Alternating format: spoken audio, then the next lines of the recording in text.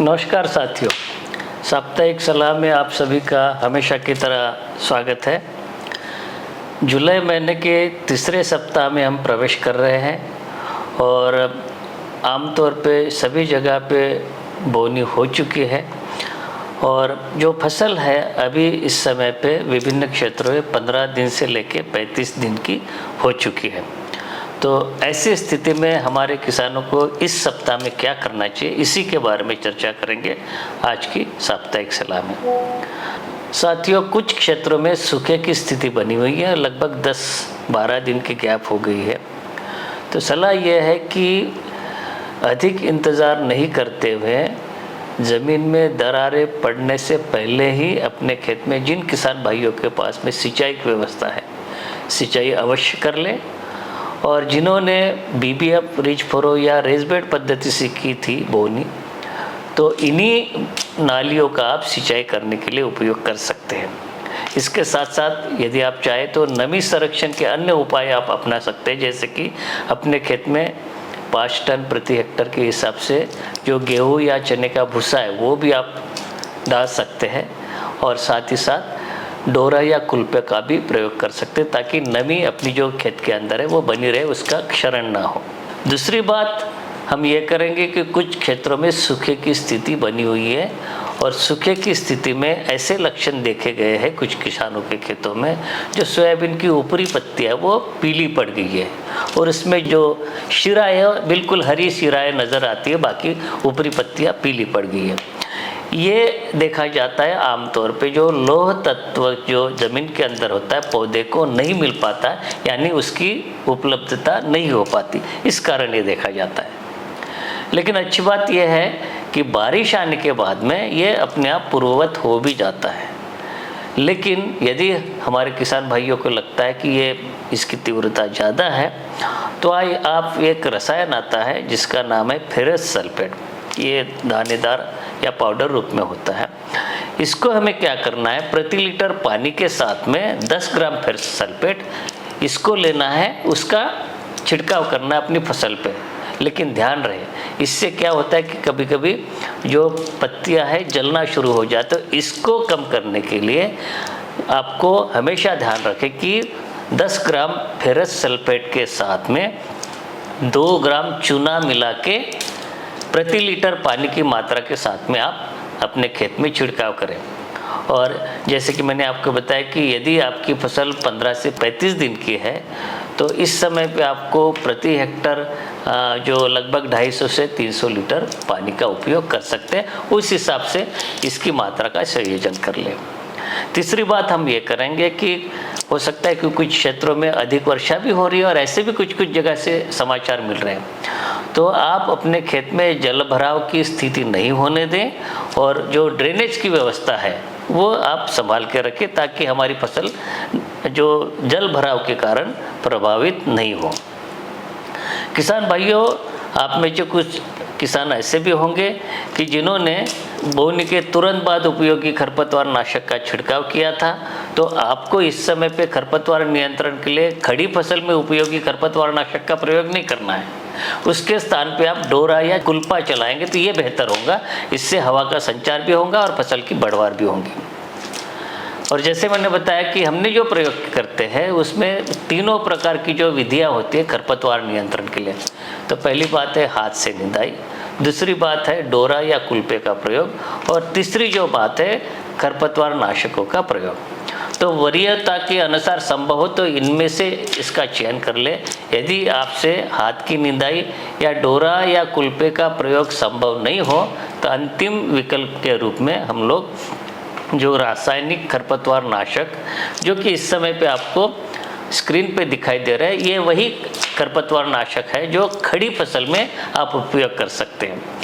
तो इसकी 2-3 कैटेगरी है। कुछ जो है 10 से 12 दिन की फसल होने पे उपयोग कर सकते हैं, कुछ 15 दिन की फसल होने पे उपयोग कर सकते हैं, और कुछ जो है कि जो पूर्व मिश्रित है। तो जो भी आपके खेत में खरपतवार का प्रकार है उसको देखते हुए इनमें से चयन कर ले। ध्यान रहे कि छिड़काव करते हुए पानी की पर्याप्त मात्रा ले, यानी कि जो नैपसैक स्प्रेयर से अगर छिड़काव करते हैं तो 450 से 500 लीटर, और पावर स्प्रेयर का उपयोग करते हैं तो 120 लीटर प्रति हेक्टर इसकी मात्रा आपको लगेगी। आपको ये और बात जानना महत्वपूर्ण है कि कुछ किसान भाई जो 2 या 3 प्रकार के खरपतवार नाशक या उसके साथ में कीटनाशक मिला के छिड़काव करते हैं, और उससे कभी कभी जो है कि आपकी फसल के ऊपर विपरीत प्रभाव भी हो जाता है। तो भारतीय सोयाबीन अनुसंधान संस्थान ने इस बारे में जितने भी प्रयोग किए गए उससे एक बात क्लियर कट सामने में आई है, वो ये है कि ऐसे हमारे 3 जो कीटनाशक है, क्लोरेंट्रानिलिप्रोल, क्विनाल्फॉस या इंडोक्साकार्ब, इनमें से कोई भी आप ले सकते हैं जो कि 2 प्रकार के खरपतवार नाशकों के साथ में आप मिला के उपयोग कर सकते हैं। और वो कौन से हैं? एक है इमेज़ेटापायर और क्विज़ालोपाप इथाइल, ये दूसरा है। 3 कीटनाशक और 2 खरपतवार नाशकों के साथ में मिला के आप उपयोग कर सकते हैं, मिश्रित उपयोग। इसके अलावा यदि आप कोई करते हैं तो उससे नुकसान होने की संभावना हो सकती है। अगली बात हम ये करेंगे कि ये जैसे मैंने बताया कि लगभग 1 महीने की फसल हो गई है, फूल आने से पहले की स्थिति हमको देखने को मिल रही है। तो फूल आने से पहले आप एक काम ये कर सकते हैं कि जो क्लोरेंट्रानिलिप्रोल नाम की जो दवाई, जो कि कई किसान अंतिम विकल्प के रूप में बाद में डालते हैं, आप ये कर सकते हैं इस समय पे अभी आप इसका प्रयोग कर लेते हैं तो आने वाले 1 महीने तक पत्ती खाने वाली इल्लियों से हम अपनी फसल को सुरक्षित कर सकते हैं। तो ये इसके लिए बहुत ही उपयुक्त समय है। साथियों, ये समय ऐसे भी है कि अपने खेत में तना मक्खी का प्रकोप देखने को मिल सकता है, और आप इस समय पे चित्र जो देख रहे हैं कि तना मक्खी से जो ग्रसित पौधे हैं उसकी ऊपर वाली जो पत्तियां बिल्कुल सूख जाती है, और इसकी जो तना है उसको पाड़ के देखने से उसका खोखलापन नज़र आता है, या इसके ऊपर एक छोटा सा छेद भी दिखाई देता है बाद में। तो इसके नियंत्रण के लिए यदि आपके खेत में लक्षण इसके दिखते हैं तो इस समय पे आप जो रसायन देख रहे हैं थायोमिथाक्सम प्लस लैम्ब्डासाइलोथ्रिन, ये एक पूर्व मिश्रित दवाई है। इसका आप 125 मिलीलीटर प्रति हेक्टर के हिसाब से अपनी फसल पे छिड़काव करें, तो इससे हम अपनी फसल को बचा सकते हैं। साथियों, यदि आपकी फसल लगभग 1 महीने के आसपास की हो चुकी है तो पीली मोज़ाइक जो कि वायरस की बीमारी है उसके लक्षण दिखना शुरू हो जाते हैं, और आप इस समय पे जो लक्षण देख रहे हैं कि इसमें चितकबरी पत्तियां हो जाती हैं, पूरी तरह से ना तो पीली होती है, पूरी तरह से ना तो हरी रहती है, इसके ऊपर डॉट डॉट या चितकबरापन दिखाई देता है, या पत्तियां कड़क भी हो जाती है। तो आप इसको ये मान लें कि ये बीमारी का प्रकोप आपके खेत में प्रारंभ हो चुका है, और प्रारंभिक अवस्था में इसको नियंत्रित करना बहुत ही आसान हो जाता है। तो उसके लिए सबसे पहले आपको ये करना है कि ऐसे पौधे जिनमें ये लक्षण दिखाई दे रहे हैं अपने खेत से उखाड़ दे और खेत से बाहर कर दे, जला दे या फेंक दे या ज़मीन में गाड़ दे। इससे क्या होगा कि इस पौधों के अंदर में जो वायरस रहता है वो दूसरे पौधे के ऊपर फैलाने वाली जो सफ़ेद मक्खी है वो उससे दूसरे पौधे के ऊपर फैलाने के लिए हम लोग सुरक्षित कर लेंगे, या ऐसे काम नहीं होगा। तो इन पौधों को सबसे पहले तो अपने खेत से उखाड़ देना है, और सुरक्षात्मक रूप से सफ़ेद मक्खी के नियंत्रण के लिए जो पूर्व मिश्रित दवाई आती है थायोमिथाक्सम प्लस लैम्ब्डासाइलोथ्रिन 125 मिलीलीटर प्रति हेक्टर, या बीटा साइक्लोथ्रिन प्लस इमिडाक्लोप्रिड 350 मिलीलीटर प्रति हेक्टर, इनका छिड़काव कर दें। यदि आप इसके लिए करते हैं तो साथ ही साथ जो तना मक्खी है उसका भी नियंत्रण अपने आप हो जाएगा। साथ ही साथ अपने खेत में पीली चिपचिपी पट्टियाँ भी आप लगा सकते हैं। अंतिम बात इस साप्ताहिक सलाह की ये भी रहेगी कि पिछले साल की तरह एक सुरक्षात्मक रूप से हम आपको बता रहे हैं कि ये समय है एंथ्रैक्नोज जो बीमारी है वो भी इस समय पे फैलने की संभावना हो सकती है। तो इसमें जो लक्षण आप देखते हैं कि जो कालापन जो शिराओं के ऊपर देख रहे हैं, तने के ऊपर देख रहे हैं, ऐसे आपको यदि दिखाई देता है तो जो फफूंदनाशक अनुशंसित किए गए हैं सोयाबीन में, जिसकी की सूची इस समय पे आप देख रहे हैं, इनमें से कोई भी लेके अपनी फसल पे छिड़काव कर ले। साथियों, कुछ और चीज़ों के ऊपर चर्चा करेंगे। सामान्य उपाय बिल्कुल कम समय में।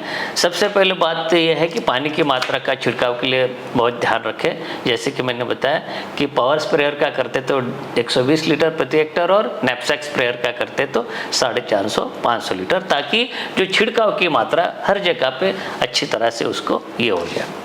दूसरी बात, जब आप खरपतवार नाशक का छिड़काव करते हैं तो फ्लड जेट या फ्लैट फैन नोजल का उपयोग करना चाहिए, और यदि आप कीटनाशक का करते तो कट नोजल का उपयोग करना चाहिए।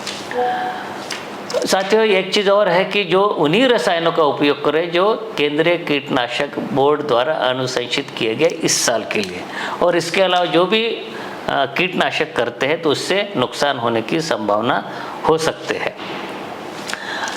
जो पीली मोज़ाइक से सुरक्षित रखने के लिए पीली चिपचिपी पट्टियाँ भी आप लगा सकते हैं। साथ ही साथ अपने खेत में टी आकार के कुछ स्ट्रक्चर या झाड़ियाँ लगा सकते हैं, ताकि पक्षी वहाँ पे आए और यदि आपके खेत में इल्लियाँ दिखाई देती तो उनको उसके ऊपर फीडिंग कर ले और स्वयं इनका नियंत्रण हो जाएगा।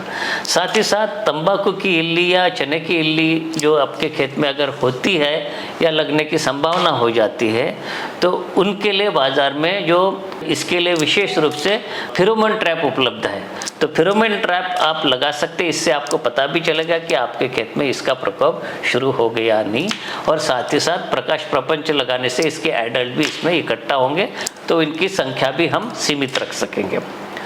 अंतिम बात, यदि आप जो जैविक सोयाबीन उत्पादन लेने वाले किसान हैं तो जो इल्लियाँ होती है उससे सुरक्षित करने के लिए जो जैविक कीटनाशक है जैसे कि बैसिलस thuringiensis या ब्यूवेरिया बैसियाना या न्यूमोरिया रिलेई, 1 लीटर प्रति हेक्टेयर इसकी इक्विवेलेंट मात्रा होती है। इसका आप छिड़काव कर सकते हैं, अपनी फसल को जो इल्लियों से बचा सकते हैं। तो ये थी इस सप्ताह की साप्ताहिक सलाह। मिलेंगे अगली बार, तब तक के लिए आगे दीजिए।